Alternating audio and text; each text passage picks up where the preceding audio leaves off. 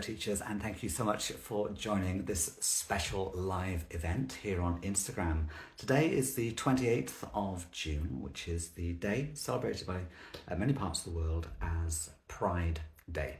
So all month, June, the Teaching English programme from the British Council have been celebrating Pride Month and promoting inclusive practices and ideas for teachers to include the LGBTQIA plus part of their students' community. And so we've been joined by many teachers who are going to be joining us on camera today. My name is Marcus, and we've got another 6 teachers from around the world who are going to be helping to celebrate Pride Day and also to help teachers like yourself to include all learners in our English lessons. Okay, so I've got a few admin things to do while we're introducing ourselves today. So first of all, I'm going to bring on some of our guests. Instagram Live, there are a maximum of 4 people that can be on screen at any one time, so we'll be alternating between us all over the coming live session. So first of all, I can see that Helen and Tyson have requested to be right now. Everyone's here, and Taylor and Tyson. Right. Okay.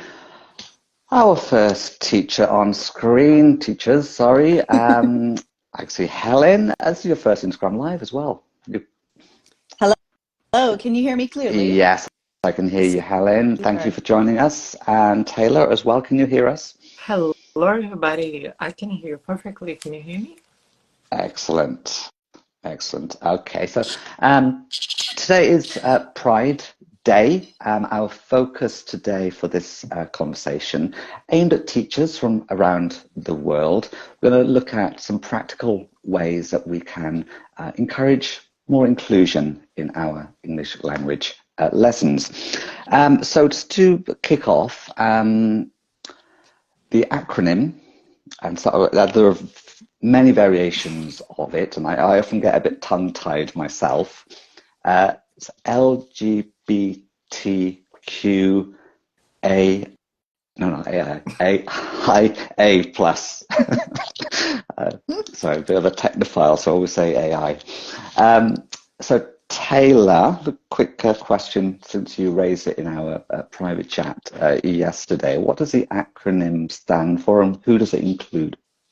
Okay, so it includes a lot of people, and it's funny because I've heard that some people saying, well, maybe it gets confusing and then it's counterproductive, but the idea is that we are always learning and evolving. So our aim as a community is to include everyone, but let's start from the beginning. So the L stands for lesbian, the G for gay, LGB. So we have the B, which means bisexual, T for trans, LGBTQ. So the Q stands for queer, which is a beautiful word that encompasses many people and many different identities.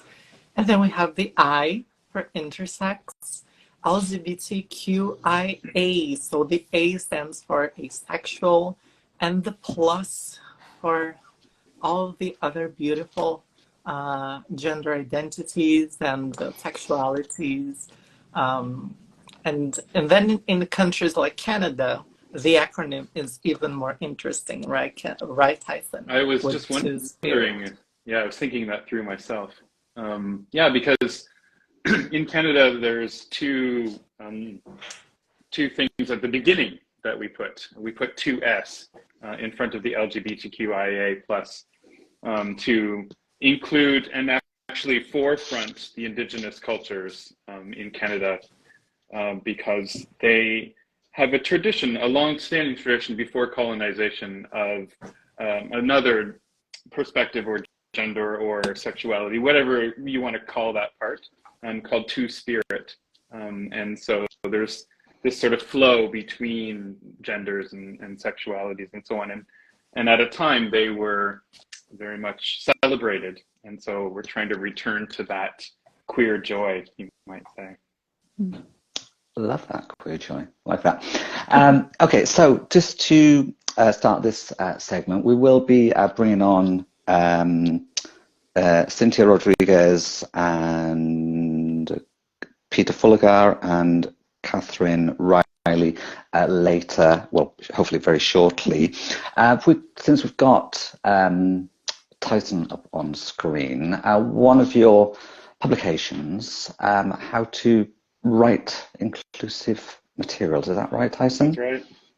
Now, what prompted you, probably an obvious question, what prompted you to write that book and to guide teachers on how to write inclusive material? Well, number one, I'm queer. I identify as a gay man. Although, you know, I'm going to go with the fluid label more or less. So that's why I like queer in particular. So that's one thing. Obviously, that impacts a lot of aspects of being a person and in my case, a teacher. And the older I got, quite honestly, the more I recognized my responsibility as a role model for my learners. And since my learners are university-aged learners, it's gotten to a point where I'm, you know, significantly older and now in a power position to be a good role model. And I take that much more seriously. So for my queer learners, I realized, okay, I need to do a better job. And one of those things in doing a better job was to help other teachers create materials that would be more inclusive. Oh, see, look at that. Shameless. That would be more inclusive and give people tools, you know, to get started and try to make things better. So that was sort of the impetus. And then the second part of it was really, you know, the conversation around this seems to, or was sort of stopping at, there's a problem, and not much of a solution, or at least we never got to that section of the talk. So I decided to push things forward and give it a shot and try to make something that would be more of a product that teachers can use in order to go beyond, there's just a problem. Okay. So on screen we've also got Helen. Now you teach, well, last time we spoke, you were teaching in a college in Leeds in the UK. Are you still there? Not there anymore, no, and in a different position now. But just to follow on from what Tyson was saying, I think that a lot of teachers wanted to be more inclusive and they recognized that there was a problem, but they didn't know what steps they personally could take in their classroom. And a lot of them felt like they were uninformed, or they didn't know how to create representation but positively, or how to avoid stereotypes, or they didn't feel that they were prepared to talk about LGBTQIA plus people because they just didn't feel informed themselves, or they were worried about difficult questions. And so, you know, Tyson creating that resource was really great because a lot of teachers who didn't feel, you know, empowered to address those issues or educated enough to address those issues suddenly had, you know, a handbook which said, you know, here's how to do this. Here are some ideas on how to do this, depending on your context and your learners and how you're working. So anytime I've ever talked to other teachers about being more inclusive in our lessons, the majority of answers is, well, I just don't know how, or I'm nervous about it, or I don't feel educated enough about it, or I think this is important, but I'm not sure how to go about it. So I think that's why events like this and publications like Tyson's and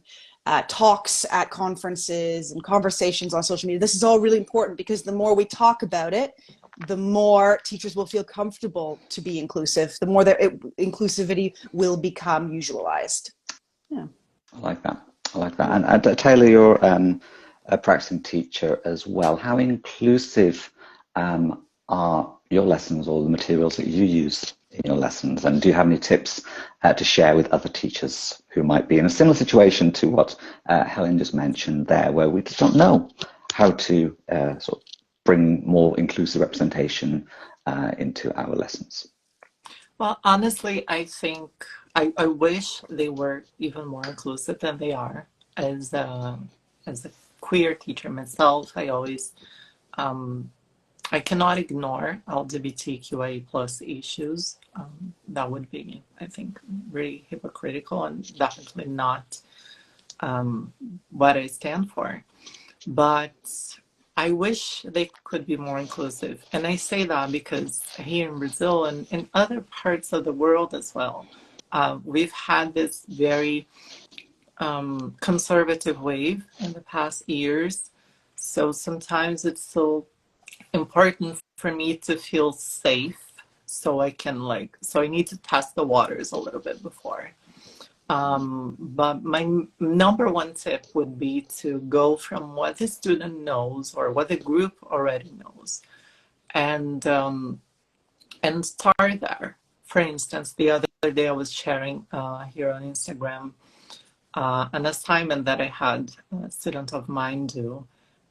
She loves drag shows, and she lives in Germany, so Germany tends to be a pretty friendly country for the LGBT community. And then from there, from her love for drag shows, we started discussing a lot of things. We started talking about feminism and radical feminism, and perhaps some problems in that kind of feminism, and which people were actually excluded by that movement. So from something that the students liked and loved, I was able to have an assignment and then discussions that were really diverse and inclusive, and hopefully it gave her some food for thought. How wonderful that the thing that they loved was a drag show. I know, that's so great. Yeah. She was so happy that her birthday was on Pride, on Pride Day there. Yeah. Excellent. Actually, I mean, that's a really good example. I know, for example, in many parts of the world that have sort of adopted the RuPaul drag race, and it's become quite mainstream, or usualized, I might say. Before RuPaul in the UK, he sadly passed away earlier this year, but Lily Savage was quite a popular drag personality in the UK, and that's going back about sort of 20 years ago. And it was, Paul O'Grady was quite a bit of a household name on, not even the small channels, but the main sort of commercial channels that we have in the UK. And so taking on that idea into ELT, are we seeing some of these, or let's say, sort of greater representation usualized in our publications, the course books that we use, or do we still have to? And I'm going to bring on Peter and Catherine shortly because they've been involved in publishing. So are we still having to supplement with our own sort of more inclusive materials? For me, yes. Yeah. I often find that, like, as a queer teacher myself, as someone who is a non-binary person, it can be something as simple as when I'm teaching pronouns, teaching singular they, them, and then encouraging my learners to use it when talking about me. But also, I think authentic materials and local materials are the way to go. Things that actually impact our learners, things they'll actually talk about. There are local events or local people that they know, or personalities, people that they know from their own country. If you have, video or audio of an LGBTQIA plus, famous person from their country speaking in English, there's a resource that is relatable, accessible, authentic, and real to them, and something that I think would get a lot of interest and motivation going in the classroom. With global materials, it's really hard, I think, for publishers to do that when they're trying to create a global product. They're trying to meet the needs of so many countries, and so they're not, I suppose, prioritizing LGBTQIA plus the way we would like them to. But I think that change is coming. A lot of publishers are looking at markets and demands and seeing that, the more and more we usualize ourselves and the more and more there's going to be a need. And so I think that is something that is coming, but it's not here yet. And we need to keep pushing for it and making sure that we're using authentic, localized materials and inclusive ones that meet our learners' needs. Yeah. Absolutely, a great idea there. I mean, it's this is often something that is pushed back. That sort of what's the best word? sort of outside cultures. You know, if it's something, for example, RuPaul. I can't believe it's second mention of RuPaul, but obviously coming from the United States, so incorporating that, if we're talking about drag in our lessons, is sort of, there might be some pushback that it's an outside culture, meaning from the United States, rather than find a local, regional example. It is more sort of applicable to the culture in our classrooms. You know, It's not easy though, is it? No, but just to like expand on that, one of the ways I notice myself included, although I've tried really hard not to do this, in framing inclusive practices, is there's always this fictional group out there of learners somewhere that you're trying to create materials for to be more inclusive. You know, if there were a queer learner in your class, you know, that's a false way of looking things, because there are queer learners in all of your classes. There might not be one in every single class, or there might be. You don't really know, because it's not a matter of looking and, you know, being able to identify right away.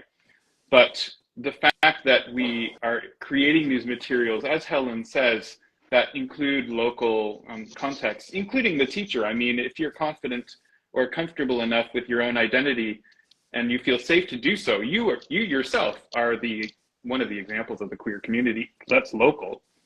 But to frame it as it's this other thing, like you're saying with drag, is really just, it's not making the most of the local scenario, and getting teachers and learners to really understand that, you know, look to your left, look to your right. There might be a queer person right there. You just don't even know. That's right. It's not always visible, is it? No. Definitely not. Okay. I mean, obviously straight looking here, yeah? No, I'm just kidding.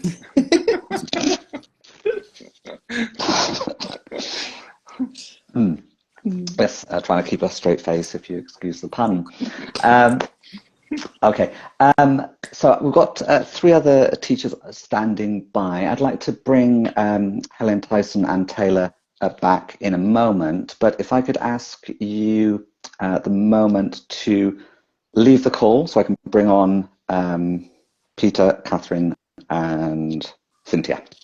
Super. Okay. Thank you. Thank you. We'll see you in a moment. Meanwhile, teachers, if you do have any specific questions for our panel of ELT experts, please do use the question icon at the bottom of your screen and type your question in there, and we'll raise it with our panel. Okay, so let's bring up Catherine. Let's invite Peter and Cynthia. Who else did I say? Peter. Oh, well, right, let's see who we got. Right, hello. Hello. Let me see if I can find Catherine. Sorry, if I can find Cynthia as Here I am. well. Can you hear me? Yes, sorry, I was confusing you with Cynthia. Hi, Peter. If I can find... Hi, Marcus. Hello, everyone. Let's invite. Okay, so have you been following the conversation so far? Yes. Right. Yes, so of course. we were sort of talking about, you know, representation in the ELT materials that we use, and our teachers so far have said that there's not enough representation, and that they have to supplement and try to localize as well. Now, Peter, you independently create your own material, so I'm assuming therefore that you saw a massive need to do that. Yes, absolutely. And I think from what the previous guests were saying, yes, there are some really kind of books such as How to Reduce Materials to show how they, but there is that possibility that people maybe still don't know, and they don't have examples. And so I was getting maybe a little bit frustrated with publishers not being able to represent LGBTQIA plus identities. And so I thought I would do it myself. And I've had some really good feedback on them, hoping that it's going to many more queer made materials. So that's because, I mean, there is a great of talent with within ELT, not just within ELT. So I think we have the chance to show our talent, but also to show true representation. And I hope that's kind of what the material. Excellent. Hi, Cynthia. Hello. Peter, your audio is a little bit choppy throughout. I wonder if you could maybe find a headset to use. I think there might be some noise cancelling going on. Catherine, so Peter started creating his own materials because there was a sort of a need for it in the ELT publishing industry. Now, you've been involved in publishing yourself. Now, the decisions to sort of include content, is that something that is often made by the publishing companies, or can it be led by the ELT industry or the writer of the materials? Well, first of all, I'd like to say that I totally agree with Peter and, of course, the previous speakers. There's a huge need to start incorporating inclusive material. Now, the thing is that, let's be honest, ELT books are made to be marketable. We have international publishers that strive to make profits, and if making a profit means that they will exclude materials that have to do with inclusiveness and diversity, they will do so, and that's a horrible fact. As an author, because I've worked on a total of 43 ELT publications, each time I've tried to, let's say, add a few inclusive materials, they usually get rejected. And it's a horrible fact because it costs a lot of money for them to have a book published in different versions. One for the Middle East market, one for the European market, and we have to take into account various cultural sensitivities. And because of this, the books are not, they're not inclusive. They're just made to be marketable. That is why there's a huge need for supplementary materials. And this shouldn't have been the case, but that's how reality is. And it's up to all the teachers. Thank you, Peter. Thank you, Tyson, and everyone else who have, offered, their materials online. And they've contributed to offering a more inclusive, educational environment. However, I know that most teachers are trying to add their own materials as well. So there's a lot of preparation going on before the actual lesson. And let's be honest, it's what Tyson, I think, said earlier. You don't have to have a queer student in class to add queer material, because everyone should be aware of what it means to be a part of the LGBTQI spectrum. And we're talking about basic elements of respect, understanding, and of course, dignity amongst human beings. So there's a lot of work to do. And if you're wondering if this is going to change soon, it is changing, but at a very slow, pace, unfortunately. Absolutely. And a lot of supportive comments. This one from J.G. Curry, material should be more inclusive. I think, it's not a surprise. I think we're all saying the same thing here. Yeah. Now, there was a question, well, not really a question, but a statement. So I'd like to maybe hear from Cynthia on this. I'm not sure if you can see it. It's from Zany. Zany.Barbara 2020. Parents, and we've not mentioned those so far, but especially in a school context, now parents find it difficult to accept that we, as teachers, talk about this topic. Now, I imagine part of that pushback may come from parents, and we've all seen those kind of stories of burning books in parts of the United States, for example. It's come from sort of parent power. If we were to, or when we do include more inclusive content that includes LGBTQAI plus in our lessons, should we consult parents? Cynthia, what do you think? This is a very hard question, especially if you think about the Brazilian context now, it is quite complicated. That happens a lot.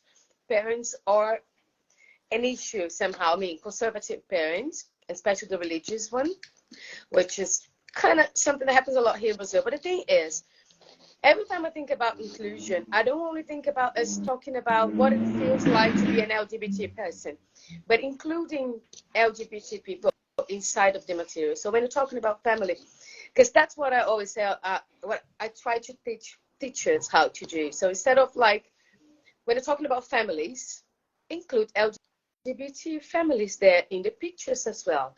So then people can talk about it. Students sometimes are more open than we believe. And we don't have to talk straightforward about it sometimes. And also, like, one of the ideas that I usually get people, like, you can create activities with questions that would get students to bring this topic instead of you doing that. I mean, you want them to do it, you're guiding them into doing it, but not straightforwardly doing it. Does that make sense? Because that's one of the things, because here, depending on where, well, I cannot even get jobs in certain contexts and schools here because of the way I look. Not even because of the things I say, but because of the way I look. And even like I have been called to get some positions in some schools around here. And once I told them that, it's something very important about me is that I talk about diversity, I talk about LGBT issues, I talk about gender issues. Is that a problem in your school? They usually just never call me back because they say, oh yeah, that could be complicated for us.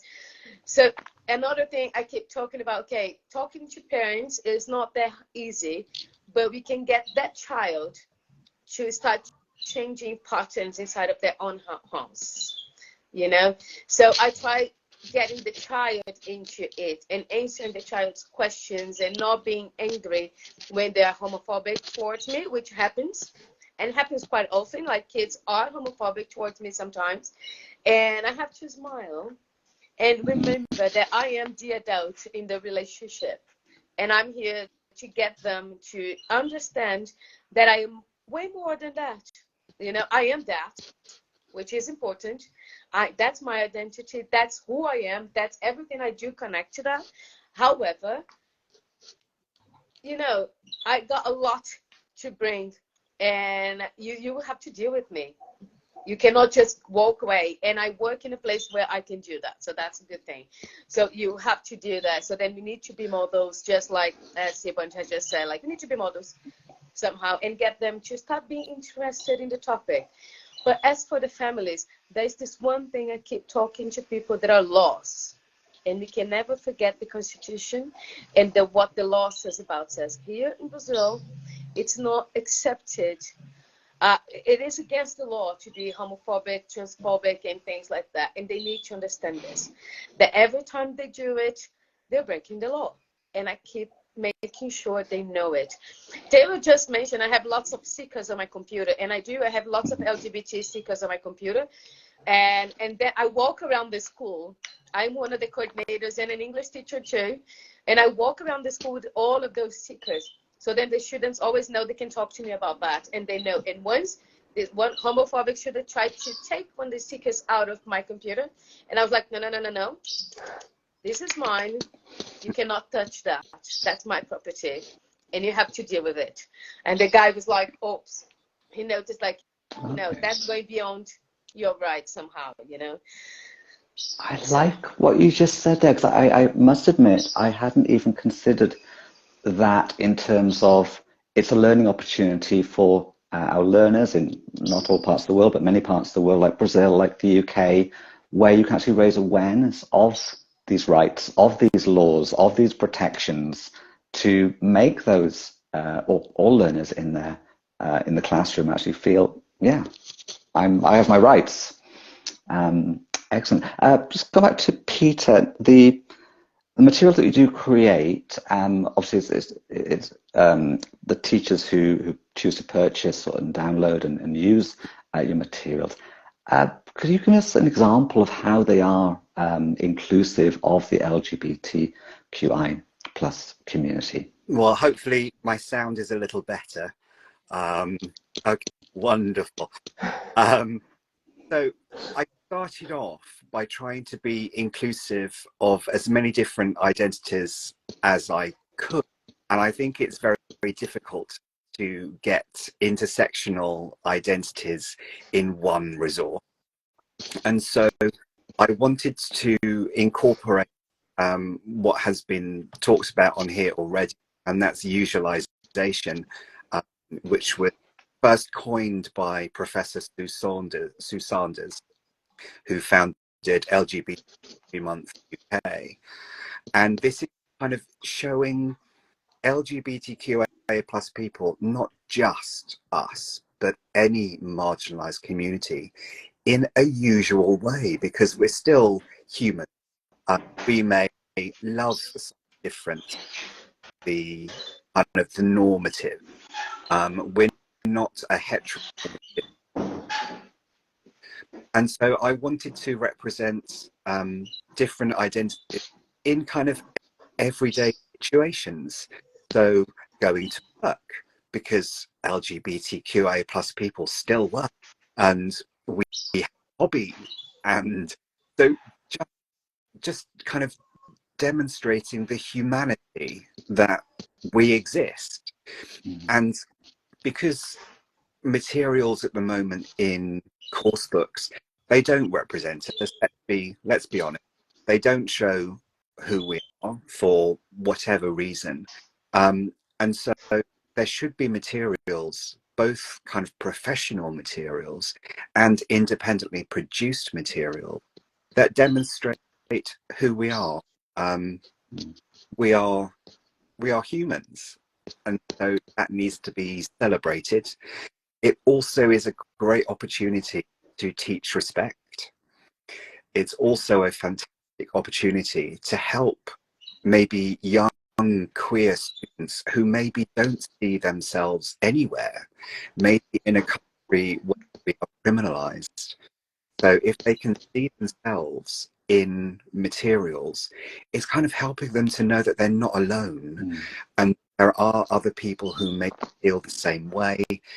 And by showing positive role models in material, I think is a really good way of helping young queer people to realize who they are and to not be so damaged by heteronormative society. Well, thank you so much for that. I just want to do a quick swap around now. So I'd like to move the conversation on to sort of our inclusive practice, and it's be sort of demonstrating more inclusive language in class. So if I could ask Peter to leave the call, and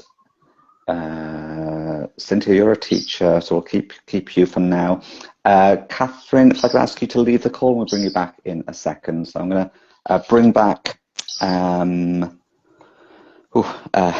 Helen and Taylor. Let's see. Swapping. Right. And okay. Okay. Great.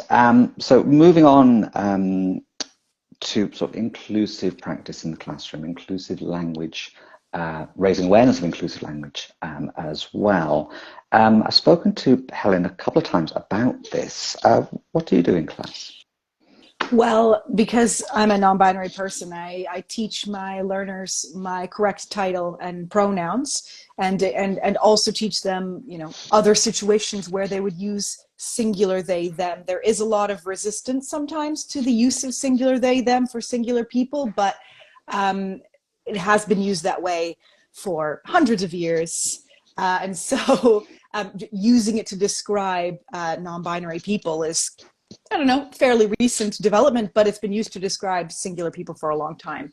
So making sure that I'm, teaching that grammar point and giving lots of examples, teaching the title of MX, MX, alongside Miss, Mr., Mrs., Master, all of those. And I mean, also making sure that when I'm teaching vocabulary and I'm supplementing my course book, that I'm trying to use images which are more inclusive. So I'm trying to include diverse groups of people, and especially people that my learners can relate to.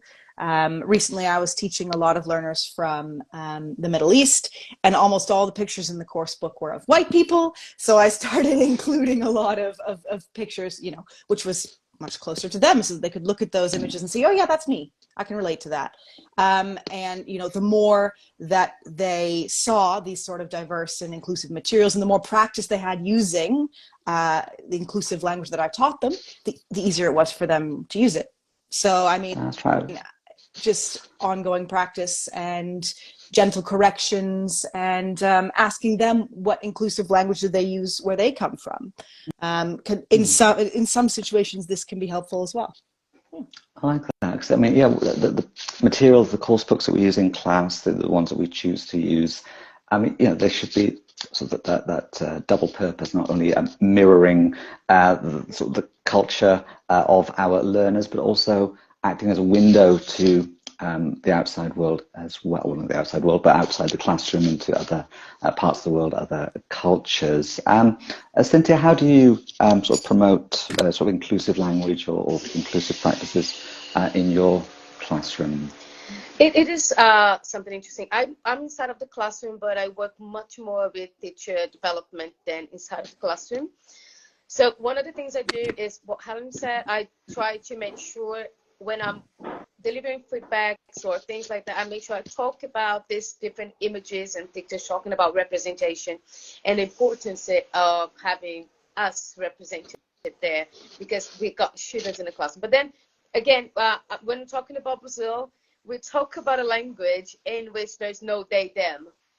But we have to change some suffixes and things like that. I identify as a non-binary person as well, more like a queer person. However, I prefer the feminine pronouns for some political reasons. So and something that I find very interesting is that when it comes to students, if they are from 9 to 11 years old, they started asking our pronouns now. So once they see my stickers, they come to me and they ask my pronoun. I even got like a group of students when at school I was starting there. So they didn't know me before that. So they came with a fake microphone to interview me. And as part of the interview, they asked my pronouns because they want to make sure they were going to use the correct words with me. And I always have to tell them, well, my name is Cynthia. You can call me Cynthia. I am a non-binary person, but you can call me Cynthia. And I just don't accept the masculine pronoun. I don't want to be called the same as a man for political reasons. And I always try to make sure that politics is also part of it.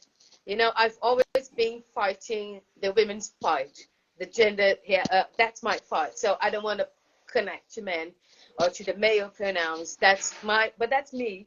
In certain ways. And also one of the things in Brazil is that people started talking about how we were trying to change the grammar. We are trying to change the language in many different ways. So I keep talking to people, honestly. I try to make sure I tell teachers, stop using the word guys in your classroom. Like I delivered a feedback before this live. And I spoke to the teacher about the word guy.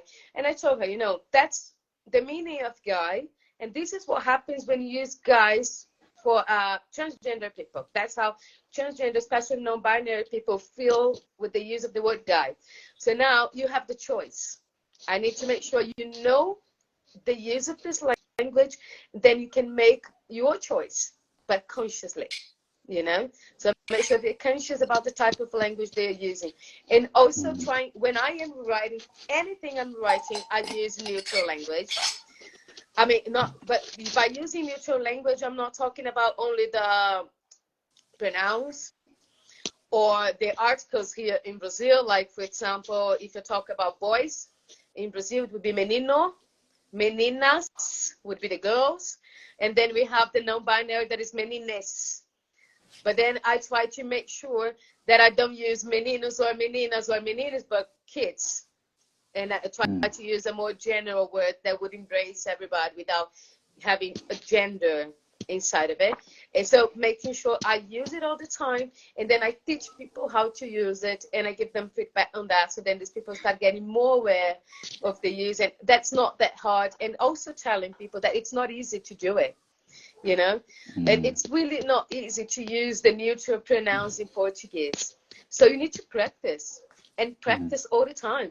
And then people say, no, I'm not talking about, the person is not here now, so I can use whatever pronoun. I say, no, no, no. You have to start doing it right now, even when the person's not around. First of all, because of respect. If someone is asking you a different pronoun, you're supposed to respect it. Second of all, because you need to practice till it becomes more natural.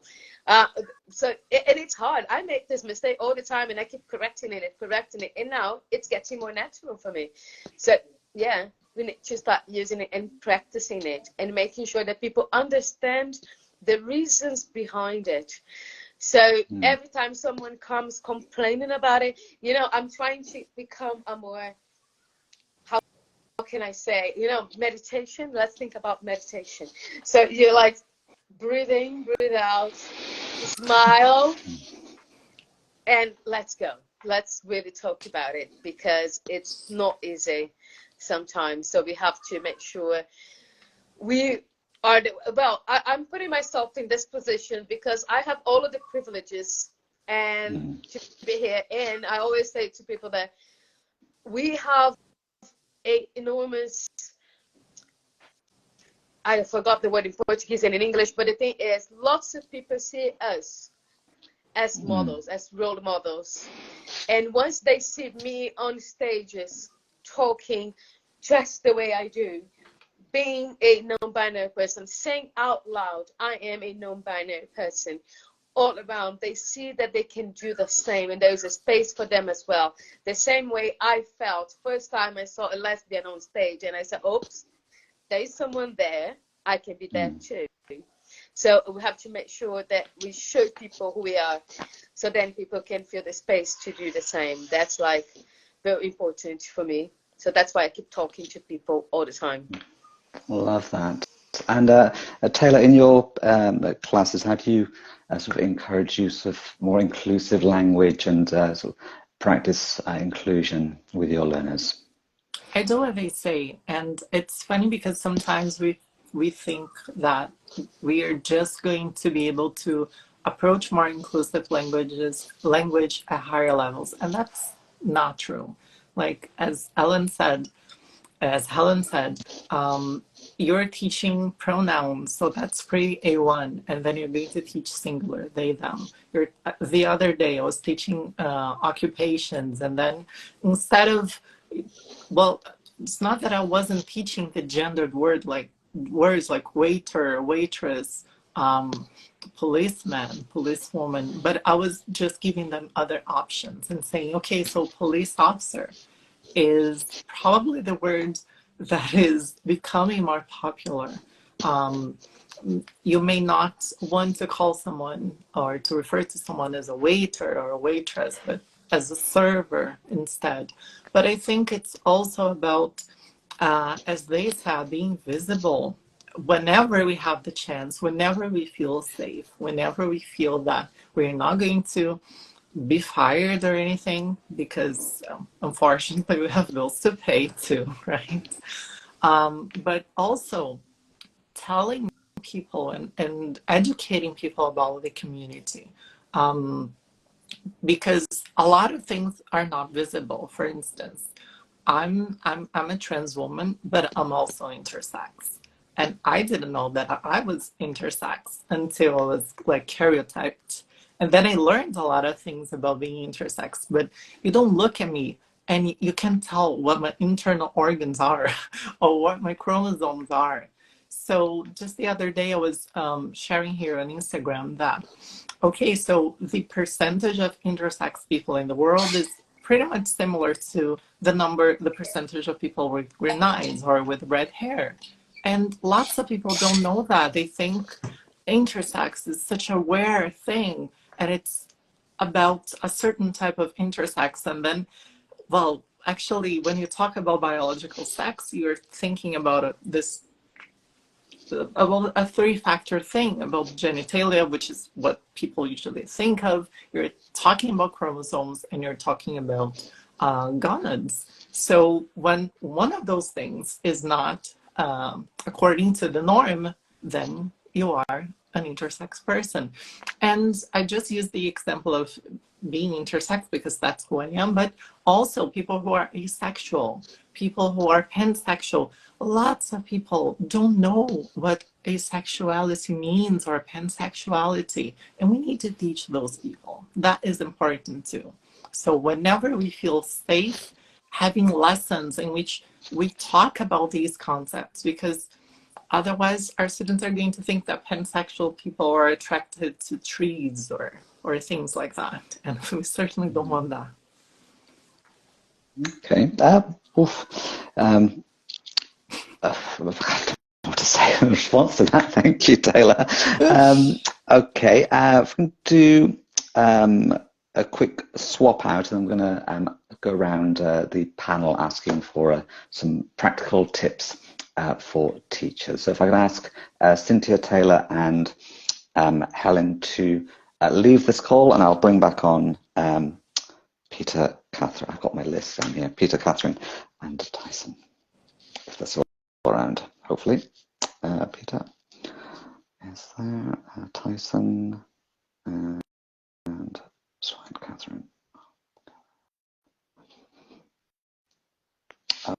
Okay. Meanwhile, teachers, if you do have any comments or questions for these final few minutes of our live chat, please use the question icon at the bottom of your screen and type your question in there. Welcome back, Tyson, Peter, and Catherine. We've just been sort of talking about what Taylor, Cynthia, and Helen do in their classes to sort of promote inclusive language and inclusive practices.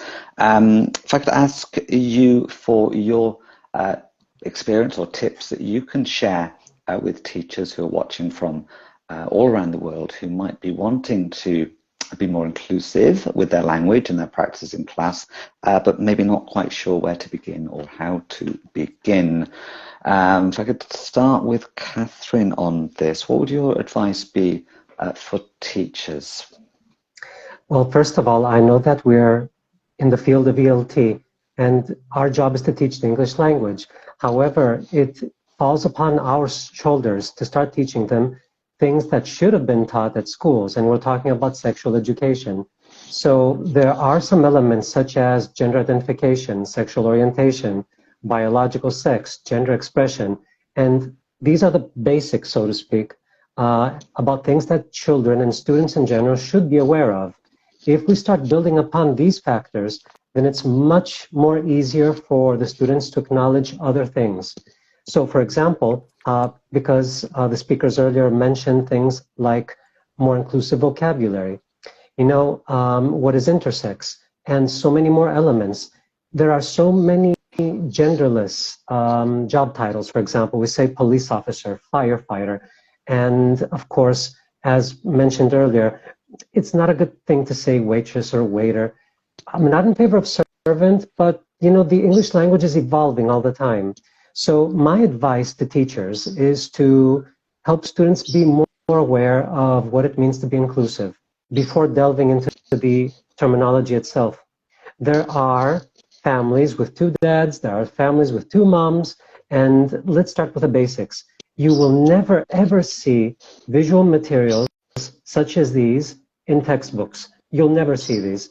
So it's up to the teacher to also bring some materials in class to show on the whiteboard so that a student could come to realize that there's way more things going on outside of the spectrum of the textbook. Now, another thing that also has to do with the parents. Yes, there are parents who are against having such knowledge being taught in the classroom. However, without teaching some basic elements, it's impossible to move forward with other things. And it's a pity, actually, because I do have students that have two moms.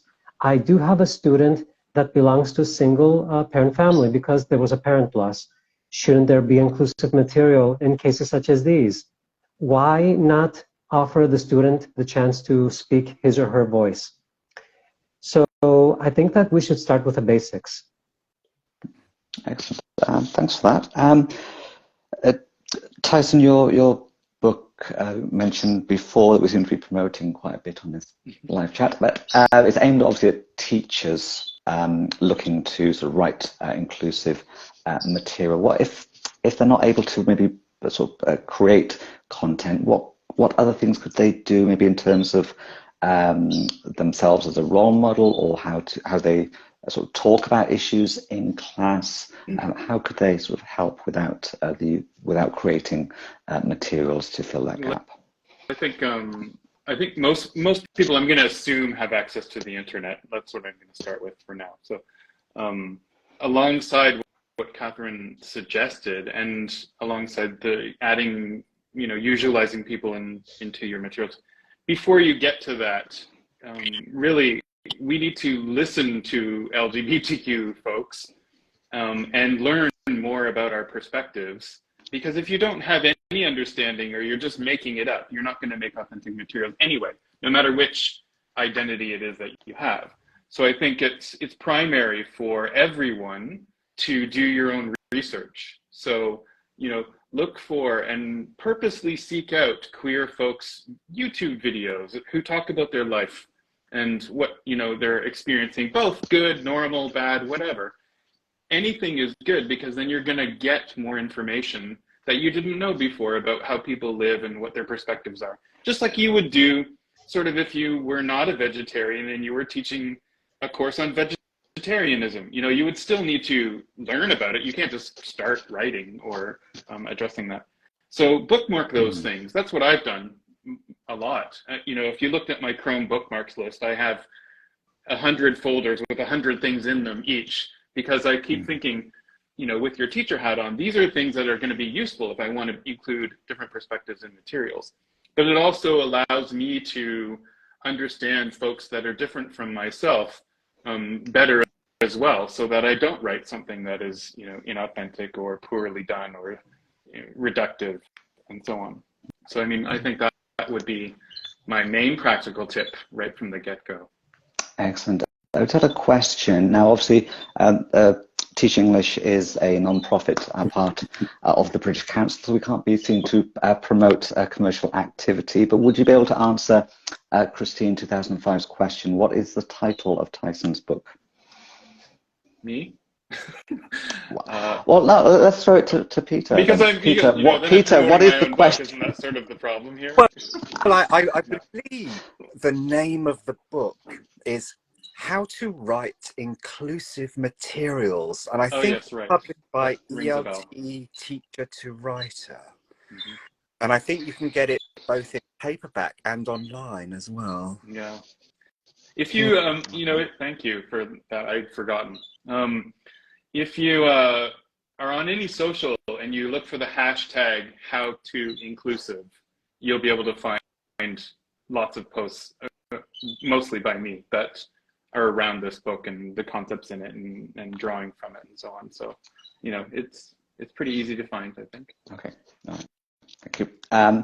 Sorry, obviously trying to not step on any toes here. And continuing our sort of tips for teachers, Peter, besides sort of accessing LGBTQI plus material for our lessons, what can teachers do in terms of their behaviour, their inclusive practices, the use of their language in classroom? What are your tips? Well, I think probably the easiest one is to, if you're comfortable with it, to introduce yourself with your pronouns. Is maybe the easiest way to do it. Maybe even by having a pronoun list on the board or around the classroom. Just even, in lots of ELT classes, we celebrate different days and things. And yes, there is Pride Month, and yes, there is LGBT History Month. Today, of course, being Pride Day. And I think it's important to remember that it's not just for 1 month, and it's not just for one day. So yes, please do kind of celebrate Pride during Pride Month, but remember that people are LGBTQIA plus all year round. We don't suddenly change after a month. So I think to keep the visibility up, using images, using posters, for example. And I think kind of following on from what Tyson said about doing your own research, it's not only incumbent on the LGBTQA plus community to teach. It's also incumbent on people to educate themselves, but also when people are looking for content online, just be very careful with some of the media that you come across, because there is, especially at the moment, there is a huge kind of anti-trans narrative through the media, especially in the UK, and from what I believe, maybe in the US as well. And not just in those two countries either. So just be careful and find LGBTQIA plus curated content. Find stuff written by the community, because then it's going to be a little bit more authentic. Absolutely. If I may, Love that. I'd like to add something to what Peter just said. You know, Yeah. because education is the key to a more inclusive environment, one of respect. It's a shame that they do not teach LGBTQI history. And this is not, of course, included in ELT publications. It is not being taught at schools. However, because we are superheroes, we're teachers, we can actually do that through ELT. I mean, one method, something that I apply in my classrooms, I do so through CLIL. We're talking about content and language integrated learning. So I try to incorporate history lessons of LGBTQI activism through presentations done by my students, and they do their research. But as Peter wonderfully said, you have to be very careful about what you are researching, how to use it, if the source is reliable. But it's a first step. It's a first step, you know, by implementing, you know, the proper materials through ELT, and having your students and teachers, and of course the parents themselves, be more aware of what it means to be a part of the spectrum, thus, you know, eliminating any preconceptions that they might have about us. I love that. I just pinned I was just sorry, I'll come back in a second, but I just pinned a comment from one of our followers who says, our little life escapes. Teach more active and deep listening skills, useful for developing communication skills and being more understanding of others and their experiences and thoughts. So, you know, from an ELT perspective, that there are actually skills that can be taught here that sort of help to raise awareness and appreciate those differences, I guess. Sorry, I cut you off just now. No, perfect. I mean, yeah. Tyson? I wanted to say something related to Catherine's, what she had said.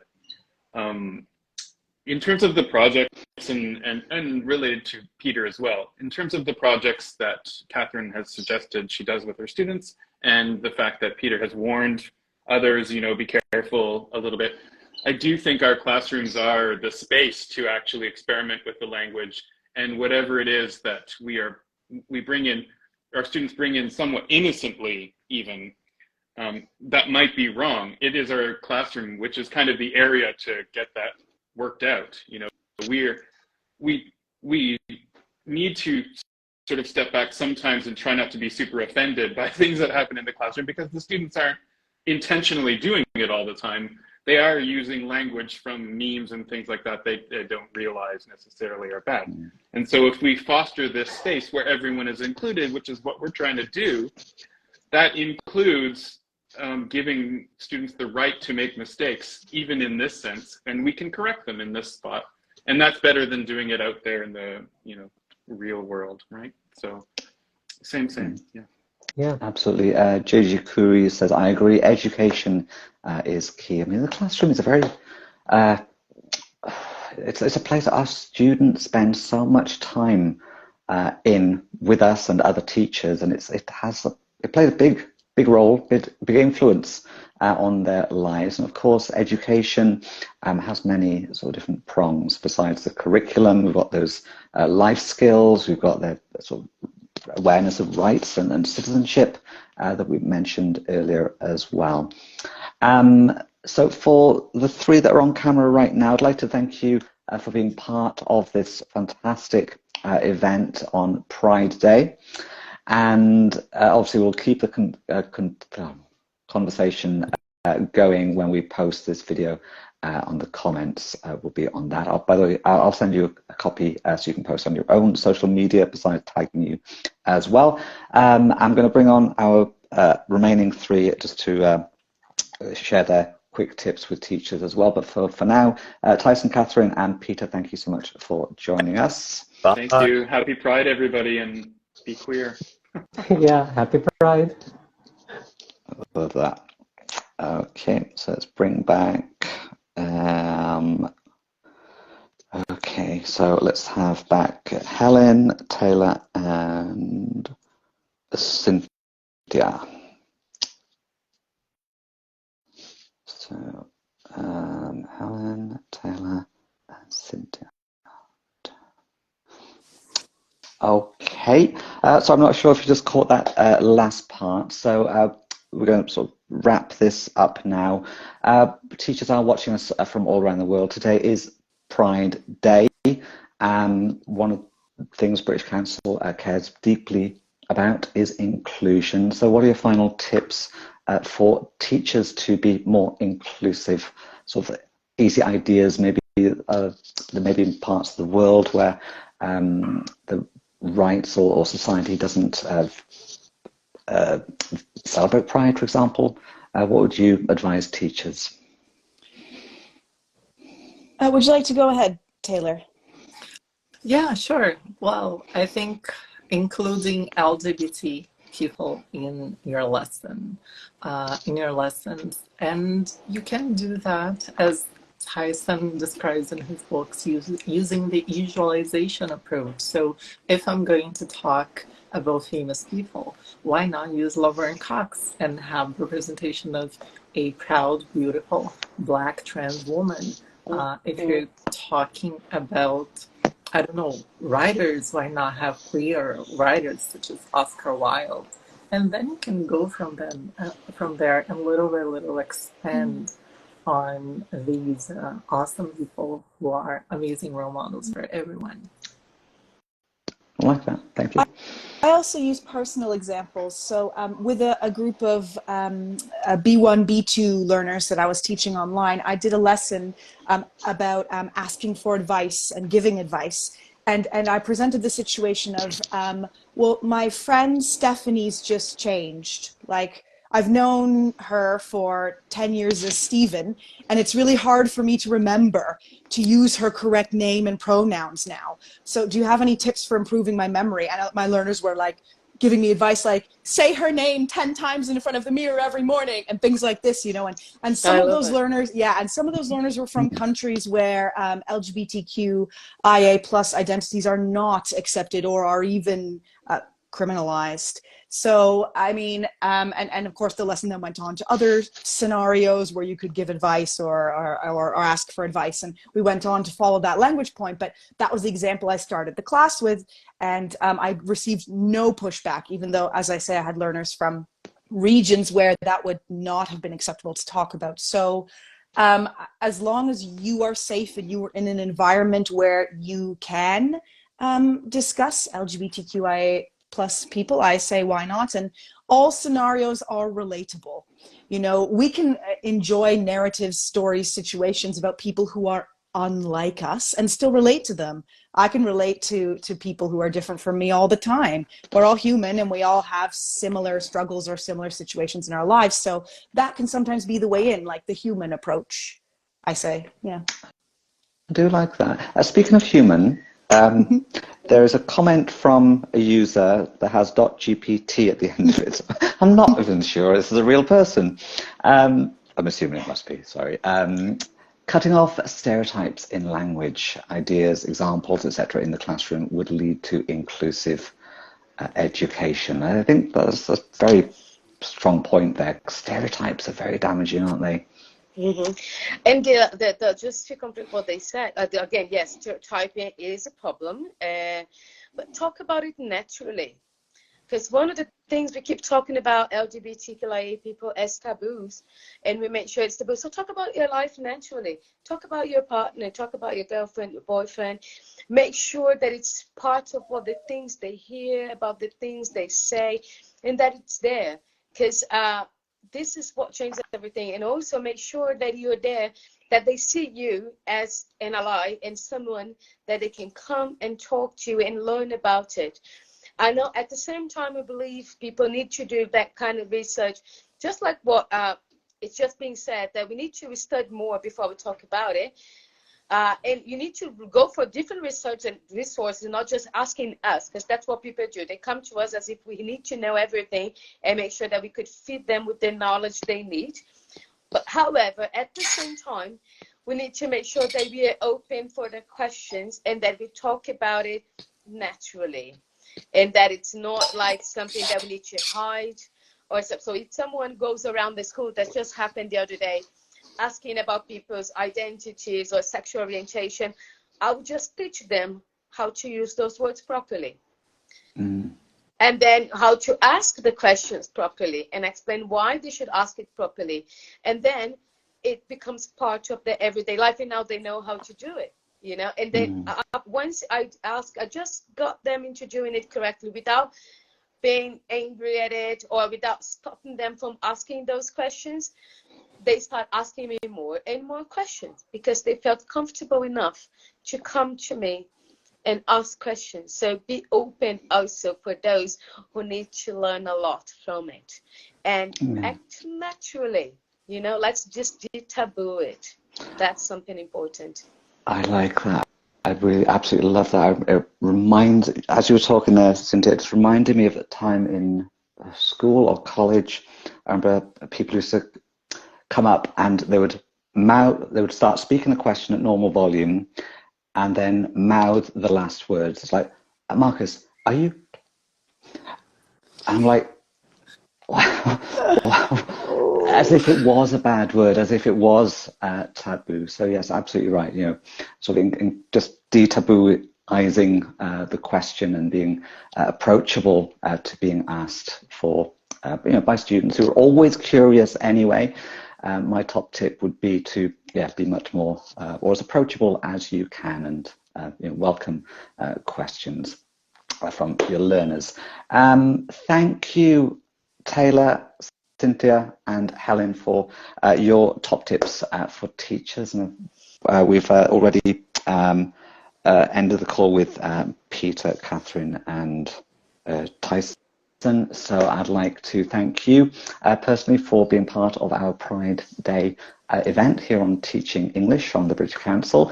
We will be posting a recording of this 1 hour and something discussion on our grid, and I'll send you all a copy so you can edit it or post it on your own profiles as well. Thank you for the invitation. It was great being here. Thank you. Happy Thank Pride, you for your insights. everyone. Yeah, happy Pride, everyone. Happy Pride. Happy Pride. Bye. Bye-bye.